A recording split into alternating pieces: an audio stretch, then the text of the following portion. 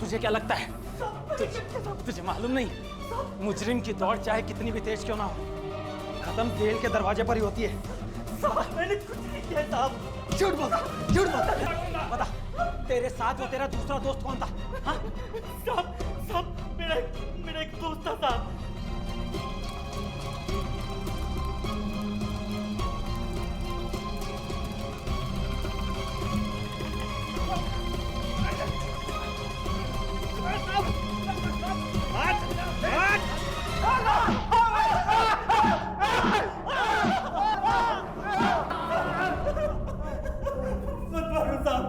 मैं सब बताता हूँ साहब। चल शुरू से बता सब कुछ। हमें पता था साहब कि छाया धंधा करती है, इसीलिए हम उससे मिलने चले गए। एक से बात हुई थी ना? ये मेरा दोस्त है, ये अपना पैसा अलग से देगा। और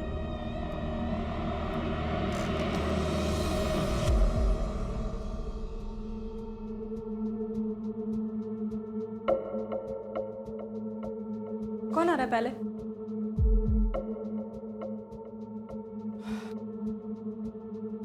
कॉन्डम लाया? लेकर आया? कैसे होगा? अरे यार भूल गया, अरेंज कर देना। मैं कहाँ से अरेंज करूँ? दुकान खोल के बैठी हूँ। सुनना, अरेंज कर दे, पैसे ले लियो अलग से। रुको देखती हूँ।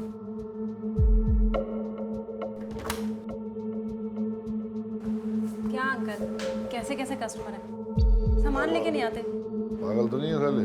देखो कुछ अरेंज करो। हाँ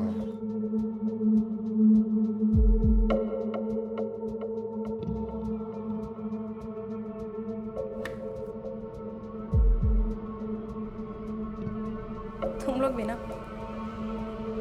ऐसी जगह पे आके बिना कॉन्डम। आ जाओ, टेंशन मत लो, अभी आ जाएगा।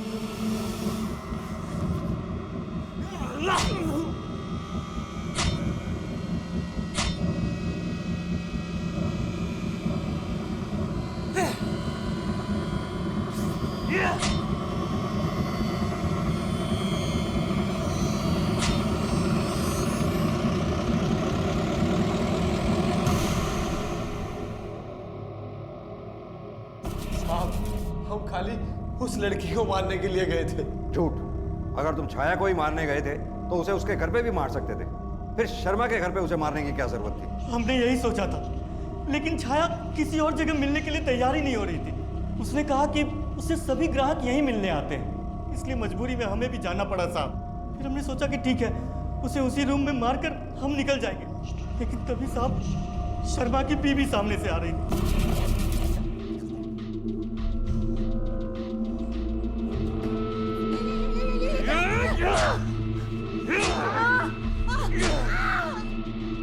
और हमें उसे भी मारना पड़ा साहब। और शर्मा, उसे क्यों मारा तुमने?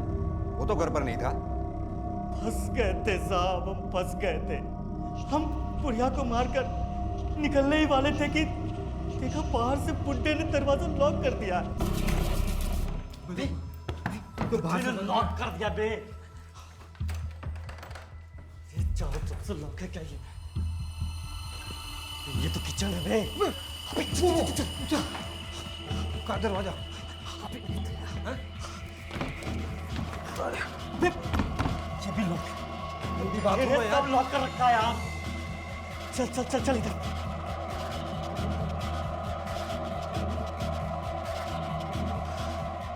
यार तो फंस गए यार, अब क्या करें? फिर हमें मजबूरी में वहीं रुककर इंतजार करना पड़ा था। जब बुढ़ा दरवाजा खोलकर अंदर आया तो हमने उसे भी मार दिया।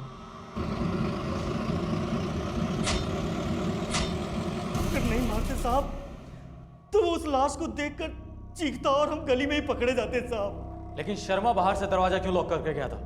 हमें पता नहीं साहब।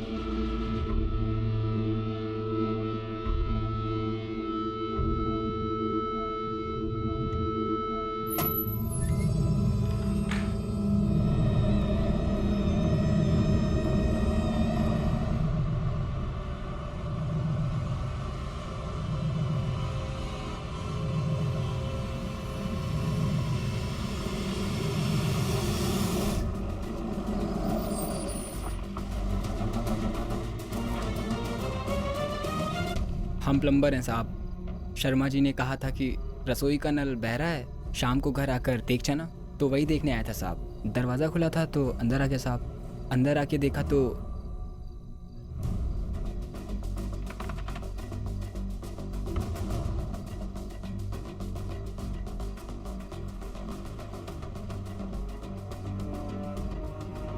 कुंडी भी सही सलामत है, ताला भी नहीं टूटा। इसका मतलब कातिल जो भी था जबरदस्ती घर में नहीं घुसा। सर, सारे खिड़की जंगले चेक कर लिए हैं, सारे ग्रिल मजबूती से लगे हुए हैं, कोई भी अंदर बाहर आ जा नहीं सकता।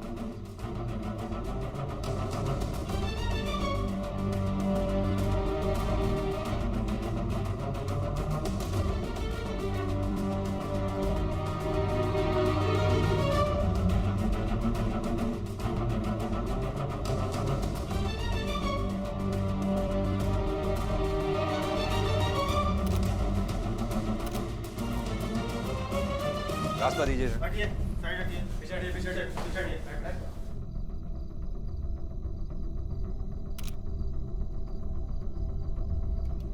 जिसकी डेड बॉडी अंदर है, इसे कभी देखा है आपने आते हुए जाते? सर ये यहाँ रहते तो नहीं, कभी आते जाते देखा हो तो ध्यान नहीं। शर्मा जी के एक लड़के और लड़का है। वो लड़के की शादी जो है वो गाजियाबाद में हुई है और बेटा जो है वो नोएडा में सर्विस करता है। और हमने उनको खबर तो कर दी है सर, और कुछ ही घंटे में वो आते होंगे सर।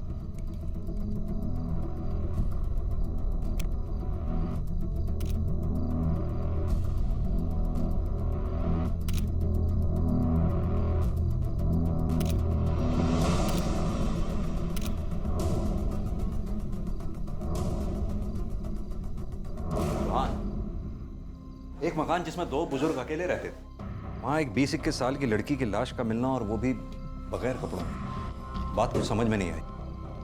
ये लड़की कौन है, कहाँ से आई है, इस हालात में यहाँ क्या कर रही होगी? सर, सब जगह देखा, घर में हस्बैंड वाइफ के कपड़े हैं, लेकिन इस लड़की का कोई कपड़ा नहीं मिला है और ना ही कोई लगेज। पता करो ये लड़की उनकी रिश्तेदार है या कोई और।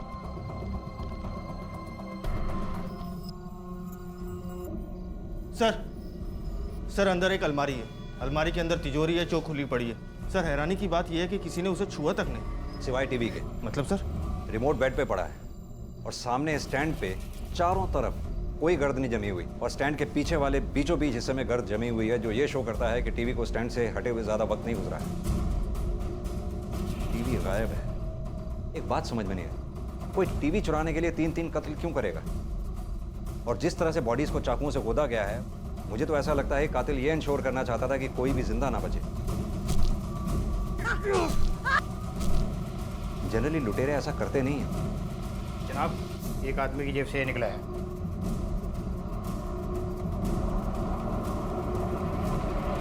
और नो,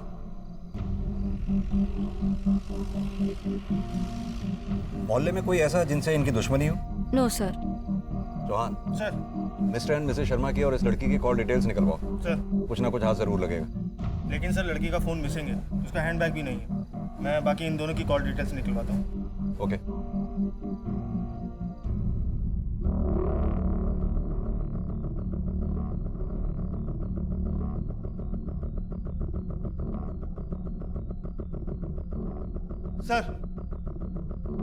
सर पोस्टमार्टम रिपोर्ट, इसमें कुछ खास नहीं है।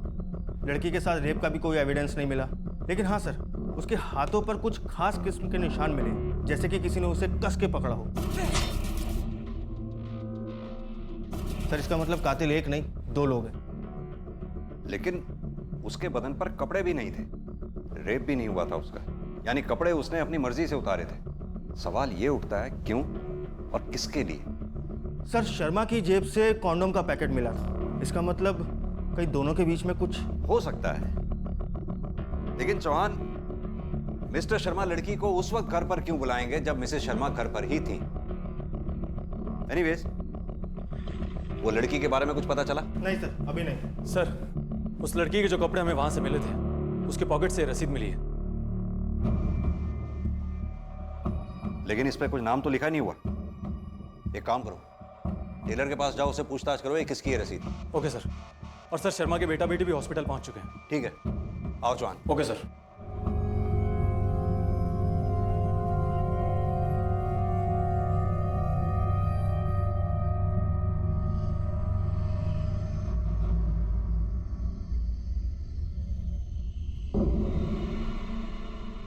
आइए आप दोनों, आपको कुछ और भी दिखाना है। आइए।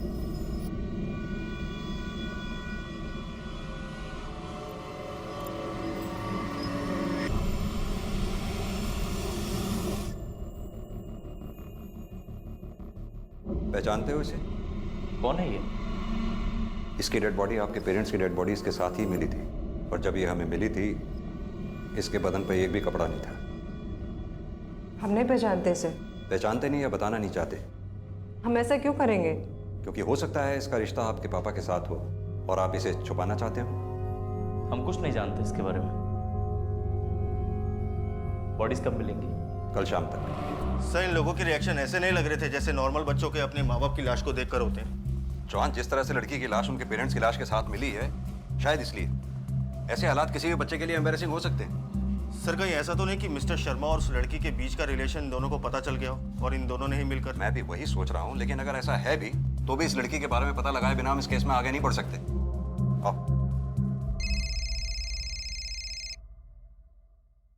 हाँ बोलो। सर, हम मिस्टर शर्मा और मिसेस शर्मा के कॉल रिकॉर्ड्स को वेरीफाई कर रहे हैं। हाँ। लेकिन मिस्टर शर्मा के बैंक डिटेल में कुछ गड़बड़ लगती है। पिछले कुछ महीने से लगातार मिस्टर शर्मा अपने अकाउंट से 5 से 6 लाख का कैश निकाल रहा है। इतने पैसों की उसे क्या जरूरत पड़ती थी निकालने के लिए? पता लगाओ, देखते हैं क्या निकलता है। Okay sir.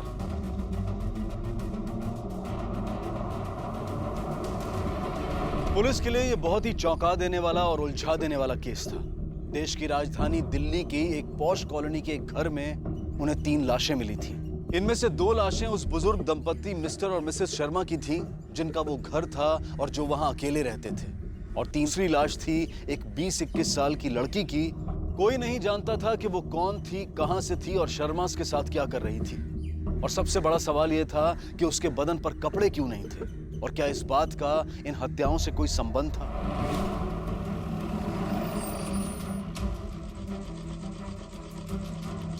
सुनिए, इस रसीद को पहचानते हो? हाँ साहब, ये तो मेरी ही दुकान की है। कस्टमर का नाम नहीं है इस पर। बता सकते हो किसको दी थी? सर देखना पड़ेगा। ये रसीद हमें इस लड़की के पास से मिली है। पहचानते हो इसे? ये लड़की अक्सर शर्मा जी के घर आया जाया करती थी, और आपका घर शर्मा जी के घर के ठीक सामने है।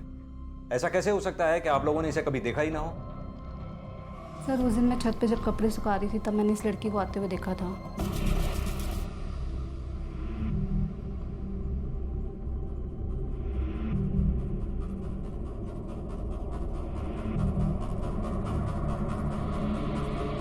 कैसे आई थी ये लड़की? सर, स्कूटी से। नंबर नोट किया आपने स्कूटी का? नहीं सर, नंबर तो नोट नहीं किया।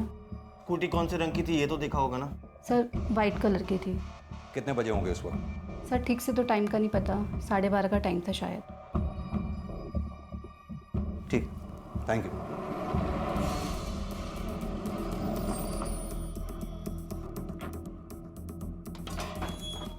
सर, अगर वो लड़की स्कूटी पे यहाँ आई थी तो वो स्कूटी हमें बरामद क्यों नहीं हुई? चौहान, अकेला टीवी ही गायब नहीं हुआ है, स्कूटी भी गायब हुई है। लेकिन ऐसा हो कैसे सकता है?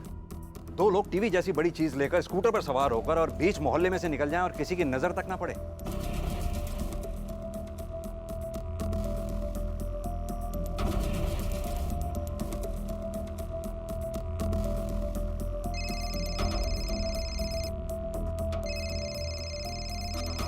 हाँ चावला, बोलो। सर, उस लड़की का नाम छाया है। टेलर उसे पहचानता है, उसकी रेगुलर कस्टमर थी। लेकिन उसके पास ना तो उसका कोई फ़ोन नंबर है और ना ही कोई एड्रेस। अच्छा, यानी लड़की उसके आसपास ही कहीं रहती या काम करती होगी। एक काम करो, उसकी फोटो की कॉपीज निकलवाओ और थाने से कुछ लोग बुलवा कर आसपास के एरिया में पूछताछ करवाओ। आई एम श्योर जरूर कुछ ना कुछ हाथ लगेगा। Okay sir. चौहान आओ।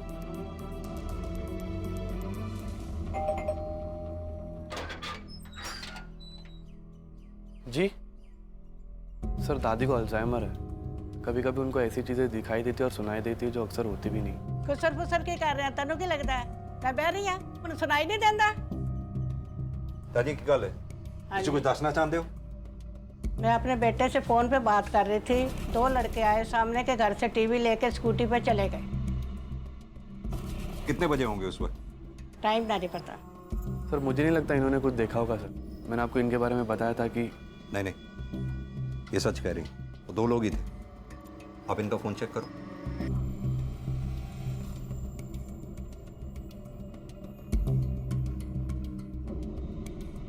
जी सर, कल दोपहर को इन्होंने मेरे डैडी से बात की थी। कितने बजे? एक 19 से 23 के बीच में। दादी जी, उनके चेहरे देखे थे आपने? शक्ल कैसी थी मतलब उनकी? जवान मुंडे थे, टोपी पहने थे, चेहरा नहीं देखा। ठीक है दादी, धन्यवाद।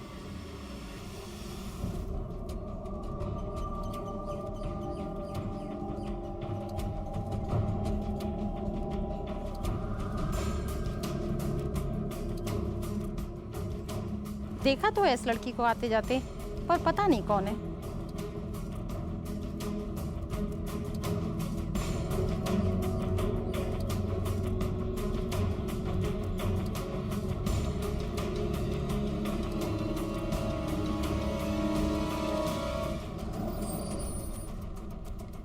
अब तक पुलिस को लगने लगा था कि हो ना हो इस लड़की छाया की लाश पर कपड़ों का ना मिलना, इस बात का कोई ना कोई संबंध इन हत्याओं से जरूर था।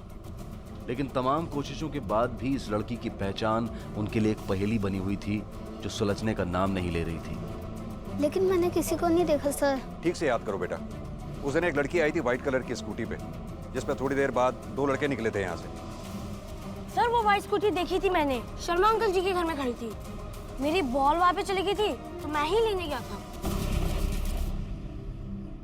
ओए, क्या जब देखो क्रिकेट खेलते रहते हो? मैदान समझ रखा है?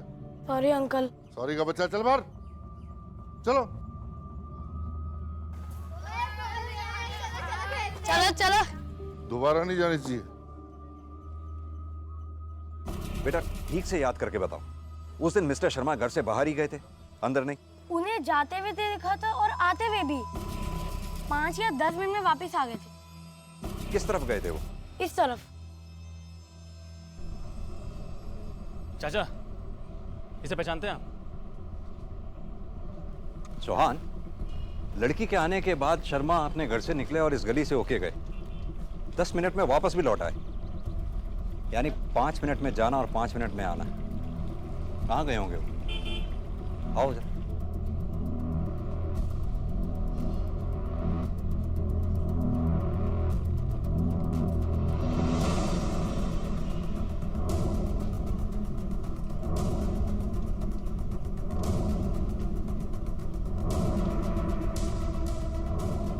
हाँ सर, शर्मा जी कल आए हुए थे। क्या लेने आए थे वो? सर कॉन्डम लेने आए थे। कितने बजे आए होंगे? सर दोपहर में 1 बजे के करीब। इतना अच्छे से कैसे याद है आपको? सर मैं उसी समय खाना खाता हूँ, इसलिए मुझे याद है। ठीक है।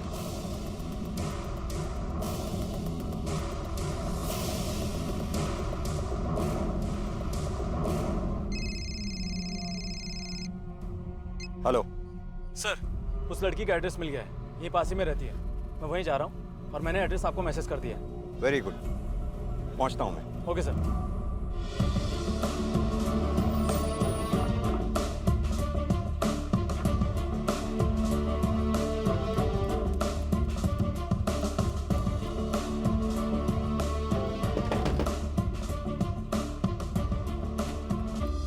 हाँ जी। छाया यहीं रहती है? जी हाँ, किराएदार है मेरी, लेकिन इस वक्त वो घर पे नहीं है। कल से लौटी नहीं वो। क्या बात है?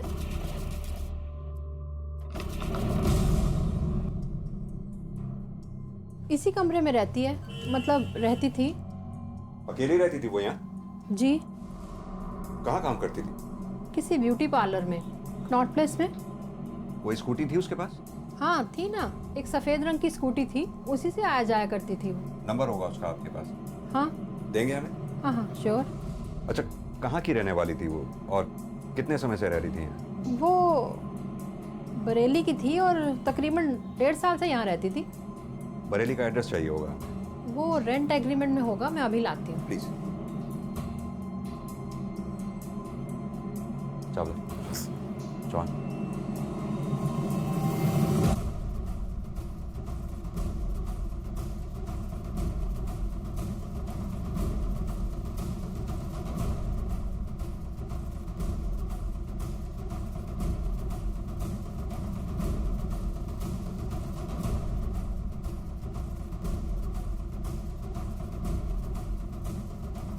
सर, इसकी माली हालत तो काफी अच्छी लगती है। सर ये रहा उसका बरेली का एड्रेस। उसका पति रहता है वहाँ, आदित्य नाम है उसका। मैम, छाया का मोबाइल नंबर और जिस ब्यूटी पार्लर में वो काम करती थी वहाँ का भी एड्रेस चाहिए होगा। मैं अभी लाती हूँ। Thank you. चावला। हाँ सर। बरेली पुलिस को कांटेक्ट करो और छाया का वहाँ का एड्रेस उनको भेजो। Okay sir. और इस आदित्य को दिल्ली बुलवाओ। Okay sir.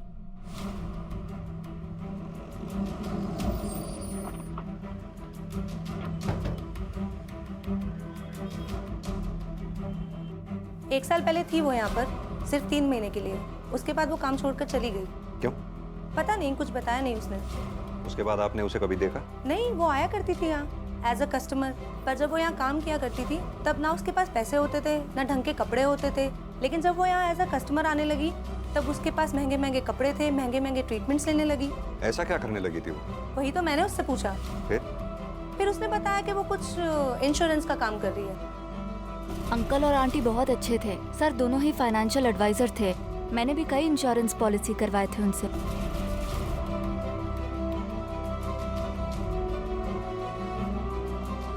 ठीक है, थैंक यू। चल।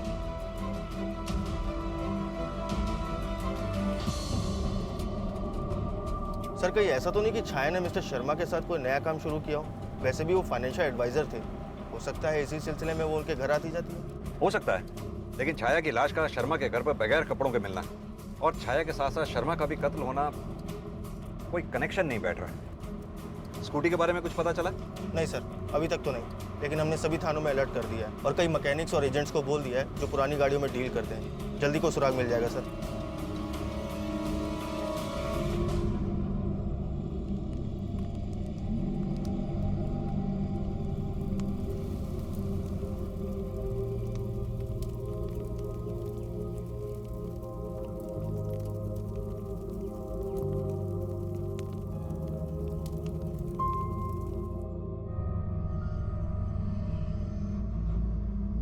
आपके घर से एक लड़की की लाश मिली थी जिसके बदन पर एक भी कपड़ा नहीं था।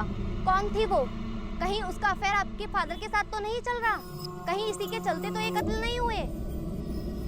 क्या बकवास कर रहे हैं आप लोग? हमारे पेरेंट्स का मर्डर हुआ है, उनका अंतिम संस्कार करके आ रहे हैं। मुझे कुछ नहीं कहना। हटिए आप लोग। सुनिए सर। सर, छाया के फ्लैट से उसके बैंक की डिटेल मिली है। सर, ये छाया के पिछले 6 महीने के कॉल रिकॉर्ड्स और ये मिस्टर शर्मा के कॉल रिकॉर्ड। सर, हमें इसमें एक नंबर मिला है जो पहले तो हमें डाउटफुल नहीं लगा, लेकिन बाद में जब चेक किया गया तो पता चला ये नंबर छाया का है। सर, छाया के बैंक की डिटेल और मिस्टर शर्मा और मिसेस शर्मा की डिटेल से मैच हो रहा है। जब मिस्टर शर्मा या मिसेस शर्मा के अकाउंट से कोई बड़ा कैश निकला है, उतना ही कैश सेम डेट पर छाया के अकाउंट में डिपॉजिट हुआ है, जो कि मंथली 5 से 6 लाख के बीच है।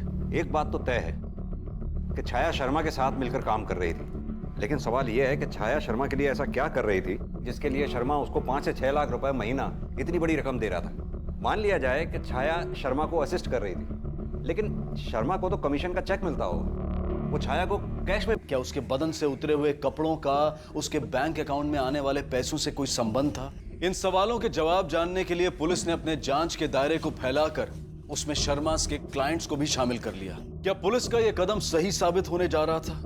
क्या इस जांच से कुछ ऐसा निकल कर आने वाला था जो इस पूरे मामले पर पड़े रहस्य के पर्दे को उठा देने वाला था?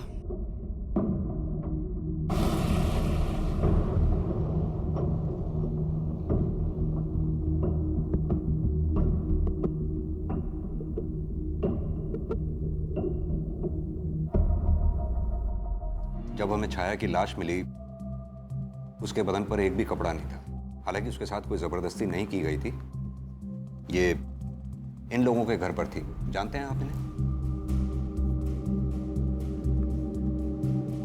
नहीं सर, मैं इनको नहीं जानता। आपकी छाया से शादी कब हुई थी?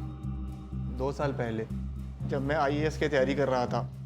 घर वाले पैसे भेजते थे लेकिन उससे हमारा गुजारा नहीं हो पाता था। तब छाया यहाँ चली आई। वो एक पार्लर में काम करती थी। वो मुझे पैसे भेजा करती थी ताकि मैं अपनी पढ़ाई पूरी कर सकूं।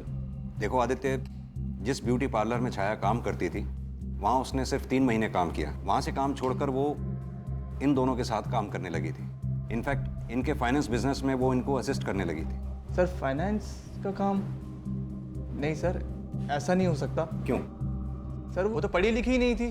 क्या? जी सर। आदित्य सही कह रहा था, छाया पढ़ना लिखना नहीं जानती थी। फिर वो शर्मा के बिजनेस में ऐसा क्या कर रही थी जिसके लिए शर्मा उसे 3 लाख रुपए जैसी बड़ी रकम हर महीने देता था? कुछ तो ऐसा है इस फाइनेंस के बिजनेस में जो हमसे छूट रहा है। एक काम करो, सारे क्लाइंट्स की डिटेल्स फिर से निकालो, देखो ये छाया कहाँ फिट बैठती है। Sir Mr and Mrs Sharma कभी बड़े एजेंट नहीं रहे, बस ठीक ठाक कमा लेते थे। लेकिन 2014 की शुरुआत में उनका बिजनेस बिल्कुल ठप पड़ गया सर। मुश्किल से 1 या 2 पॉलिसीज की उन्होंने। लेकिन सर 2015 की शुरुआत के बाद उनके बिजनेस ने बहुत स्पीड पकड़ी। उन्होंने इतनी पॉलिसीज की जितनी उन्होंने कभी नहीं की। 2015 में उनकी शुरुआत हुई। छाया उनके कांटेक्ट में कब आई? सर उसके कॉल रिकॉर्ड के हिसाब से फरवरी 2015 में छाया उनके कांटेक्ट में आई थी। सर ये मिस्टर शर्मा के क्लाइंट्स की लिस्ट जिन्होंने उनसे पॉलिसीज करवाई थी।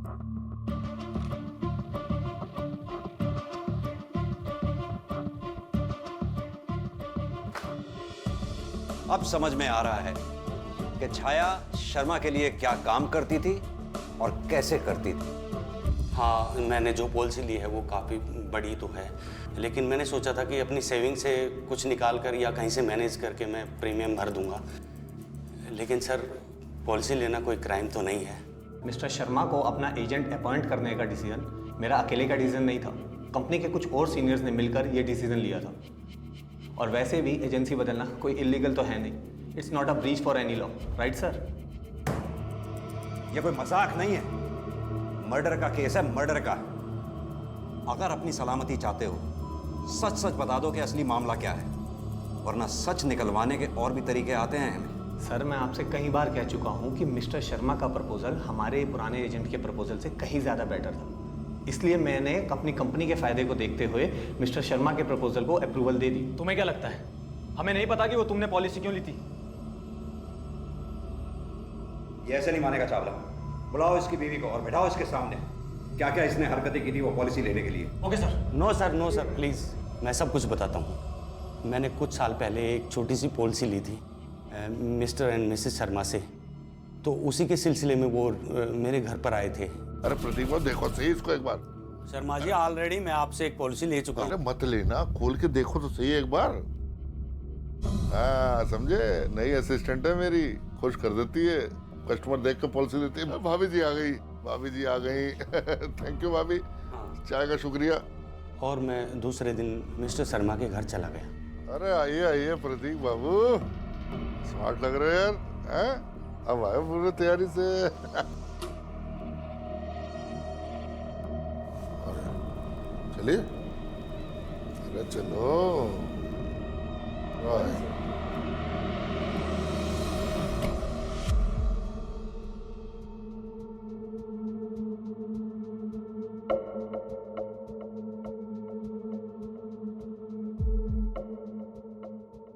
मुझे पता है सर, मेरा वो सब करना गलत था। मुझे उनके घर नहीं जाना चाहिए था। ये मेरी बहुत बड़ी गलती थी सर। लेकिन सर मैं उनके मर्डर के बारे में कुछ नहीं जानता। मैं बेकसूर हूँ सर। प्लीज़ सर मुझे जाने दीजिए। शर्मा और उसकी बीवी क्लाइंट को फांसने के लिए छाया को चारे की तरह इस्तेमाल करते थे। छाया को भी इससे कोई तकलीफ नहीं थी, उसे उसका हिस्सा मिल रहा था। तकलीफ थी तो फिर किसे? और वो भी इतनी कि उसने छाया के साथ साथ शर्मा और उसकी बीवी तीनों का कत्ल कर दिया। सर इतनी तकलीफ तो एक ही आदमी को हो सकती है, छाया का पति आदित्य। सर हो सकता है उसने छाया के बारे में सब पता लगा लिया हो और गुस्से में आकर उसे मारा या मरवाया हो। सर हरीश और अनुजा भी ऐसा कर सकते हैं क्योंकि सेम रीजन उन पर भी लागू होता है। उन तीनों को बुलाओ, मैं उन्हें खुद इंटेरोगेट करूंगा। जी सर। सर आप हम पे शक कर रहे हैं? मैं नोएडा में रहता हूँ, मेरी बहन गाजियाबाद में। यहाँ पर हमारे माँ बाप क्या कर रहे हैं हमें कैसे पता होगा? सर मैं नौकरी करने के बजाय पढ़ाई कर रहा हूँ क्योंकि मुझे अपनी काबिलियत पर भरोसा है, और अगर मुझे पता होता कि वो इस तरह पैसे कमा रही है तो मैं उसके पैसे को बिल्कुल हाथ नहीं लगाता। तुम्हारी बीवी 18 महीने से दिल्ली में रह रही थी, वो कहाँ रह रही थी, कैसे रह रही थी, एक बार देखने नहीं आए? क्यों? मैं तो चाहता था सर, लेकिन छाया मुझे मना कर देती थी, कहती थी अपनी पढ़ाई पे कंसंट्रेट कर। मुझे नहीं पता था वो ये सब क्यों कर रही थी। सर ना तो अंकित आपसे झूठ बोल रहे हैं और ना मैं। हम दोनों नहीं जानते थे कि हमारे मम्मी पापा ऐसा कोई काम कर रहे हैं। मैं तो खुद शर्मिंदा हूँ कि वो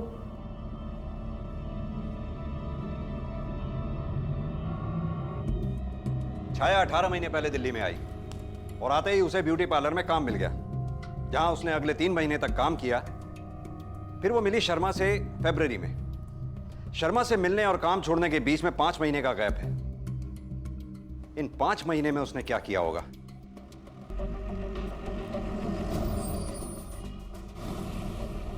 लेकिन उसने तो मुझे कभी नहीं बताया कि जॉब छोड़ दिया है। किराया भी टाइम पर देती थी मुझे और रोज की तरह स्कूटी लेकर जाया भी करती थी। अब अगर जॉब पर नहीं जाती थी, कहाँ जाती थी मुझे नहीं मालूम।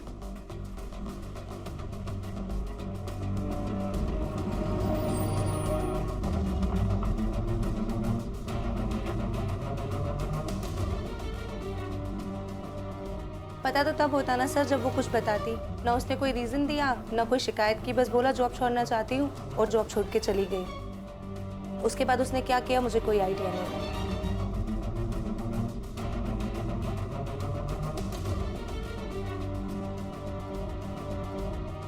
छाया आप लोगों के साथ में काम किया करती थी, वो जैसी भी थी, जो कुछ भी करती थी, फिर भी किसी को उसकी जान लेने का हक नहीं है। अगर आप लोगों को छाया के बारे में कुछ भी मालूम है तो मुझे बताइए। आपकी बताई हुई बात से छाया के कातिलों तक पहुंचने में हमें आसानी होगी। सर मैं ज़्यादा कुछ तो नहीं जानती। उसके यहाँ काम छोड़ने के बाद 1 महीने पहले मैंने उसे उस लड़के के साथ देखा था।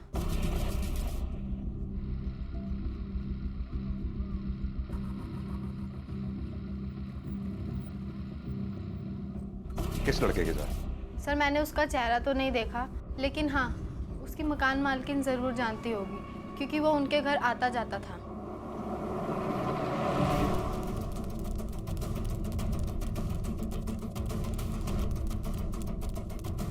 आपने इतनी बड़ी बात छिपाई हमसे? आपने हमें बताया क्यों नहीं कि छाया के साथ एक आदमी भी यहाँ रहता था? ये क्या कह रहे हैं आप? छाया यहाँ बिल्कुल अकेली रहती थी। हाँ कभी कभी उसका पति आया करता था कुछ दिनों के लिए। पति? आदित्य? हाँ मैंने बताया भी था उस दिन उसके बारे में। आपको हमारे साथ चलना होगा। आप कब से रह रही हैं? कुछ 15-20 साल से। सर ये है आदित्य। ये आदित्य नहीं है। मैं नहीं जानती इसको, कभी देखा भी नहीं छाया के साथ। लेकिन यही आदित्य है, छाया का पति।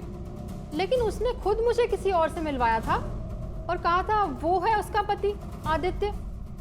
जिस लड़के को छाया ने अपना पति कहकर आपसे मिलवाया था उसका चेहरा तो अच्छी तरह याद होगा आपको? जी हाँ। स्केच आर्टिस्ट बुलवाओ। Okay sir. सर ये स्केच। इस स्केच को आसपास के सभी थानों में फैक्स कर दो और तुम इस स्केच को लेकर छाया जहां रहती थी उसके आसपास के एरिया में पूछताछ करो, क्योंकि अगर ये लड़का छाया के साथ उसके घर पर आता जाता था किसी ना किसी ने इसको जरूर देखा होगा। Okay sir.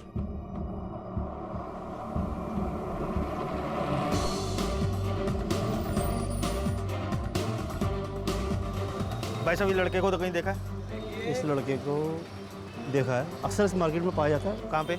ये टायर वाले की दुकान है ना? हाँ, आपको यहाँ मिलेगा। पक्का यकीन है? पक्का मिलेगा आपको इस टायर वाले की दुकान। Okay, thank you.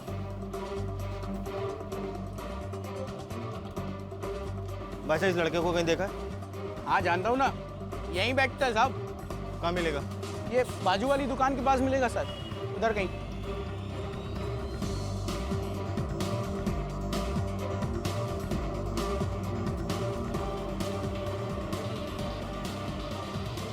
कौन है बे? भाई साहब सुनिए तो।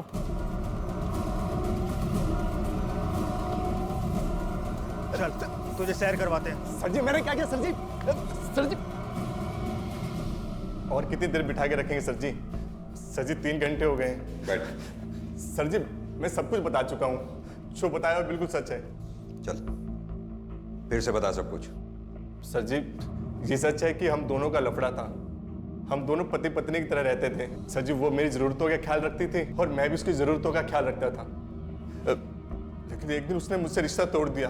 एक दिन वो आकर बोली कि वो शादीशुदा है और उसे बहुत बुरा लगता है कि वो अपने पति को धोखा दे रही है। सर जी लेकिन तब से लेके अब तक मैंने उसकी शक्ल नहीं देखी। सर जी इस मामले में मेरा कोई लेना देना नहीं है। सर छाया के कॉल रिकॉर्ड्स, सर इसमें इसका एक भी नंबर नहीं है। इसने उसे कभी फ़ोन किया ही नहीं। नहीं सर जी मेरी तो उससे अक्सर बातें हुआ करती थी। सर जी जब हम दोनों साथ में थे तो हम रोज बात किया करते थे। सर जी उसका नंबर भी होगा मेरे पास। ये लीजिए। जॉन चेक करो। नहीं सर ये नंबर छाया के नंबर से मैच नहीं कर रहा।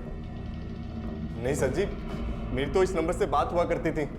सर जी जब हम दोनों साथ में थे तो हमारी अक्सर बातें हुआ करती थी। तो इसका मतलब छाया के पास 2 नंबर थे। एक काम करो कि छाया और उसका क्लाइंट जब घर के अंदर हो तो कोई बाहर से आए और ताला देखकर लौट जाए। लेकिन छाया को क्यों मारा तुम? उससे क्या दुश्मनी थी तुम्हारी? साहब हमारी उससे कोई दुश्मनी नहीं थी साहब, पर मैं सट्टे में बहुत पैसे हार गया था साहब और सटोरिया मेरे जान के पीछे पड़ा था साहब। मेरे दोस्त ने कहा कि अगर उस लड़की को खत्म कर दोगे तो मैं तुम्हारा सारा कर्जा उतार दूंगा। बस इसीलिए मैंने उस लड़की को मार दिया साहब। कौन था वो दोस्त? क्या नाम था उसका? साहब रघु।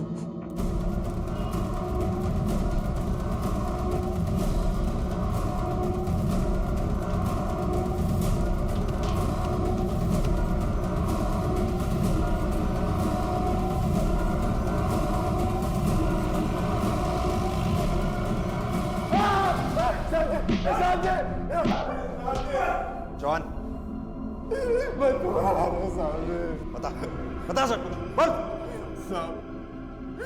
साहब मैं सब बताता हूँ मैं। बोल। जब मैं छाया से मिला था ना तो उसके पास एक भी पैसा नहीं था। मैं लेकर आया उसको इस धंधे में। सब सिखाया सर जी, लेकिन वो मुझे ही छोड़कर उस बुढ़े शर्मा के साथ काम करने लगी। साहब जी उसने मुझसे बात करना भी छोड़ दिया और जब मैंने उसको फोन मिलाया तो उसने बात करने की बजाय उस बुढ़े शर्मा को फोन पकड़ा दिया। अबे अच्छी तरह जानता हूं मैं कौन है तू। जीबी रोड के तल्ले छाया मेरे साथ काम करती है। शर्मा जी बात तो सुनिए, पहले एक बार बात तो कराइए। खबरदार जो आज के बाद फोन किया तो।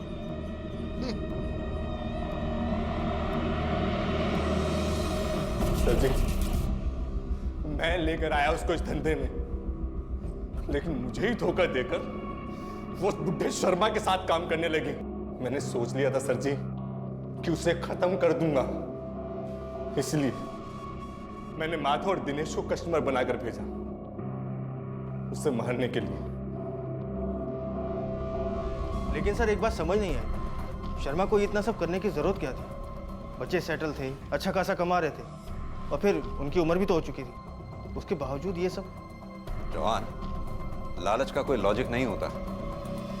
लालच का वाकई कोई लॉजिक नहीं होता, लेकिन उसका रास्ता और मंजिल हमेशा तय होते हैं। छाया की कम वक्त में बहुत ज्यादा कमाने की चाहत और बहुत कुछ होते हुए भी और पाने की शर्मास की भूख ने उनकी जान ले ली।